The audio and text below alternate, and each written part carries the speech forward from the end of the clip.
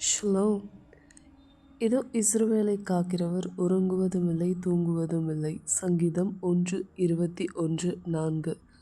இந்த பூமியில் எத்தனை பேருக்குள்ள நித்திய ஜீவன் இருக்கிறதோ அவங்களுக்குள்ள இஸ்ரவேலுக்காகவும் எருசலேமுக்காகவும் அவங்க கூக்குரலிடணும் இரவு நேரத்தில். அதனால தான் இஸ்ரவேலையும் எருசலேம்லேயும் போர் நடக்குது. இந்த ஒரு பேசிக்கான சென்ஸ் நமக்கு ஆவியானவர் கொடுப்பார். அதனால தான் இஸ்ரவேலின் சமாதானத்துக்காக ஜெபிங்கன்னு எழுதவும் பட்டிருக்கிறது. ஜஸ்ட் பிகாஸ் நம்ம வேறு ஒரு கண்ட்ரியில் இருக்கிறதுனால நம்ம எஸ்கேப் ஆகும் அப்படின்ற ஒரு மைண்ட் செட்டே இருக்கக்கூடாது. Even Esther was inside the palace, but அவங்களால ஒரு வார்னிங் மொர்தெகாயால் கொடுக்கப்பட்டது.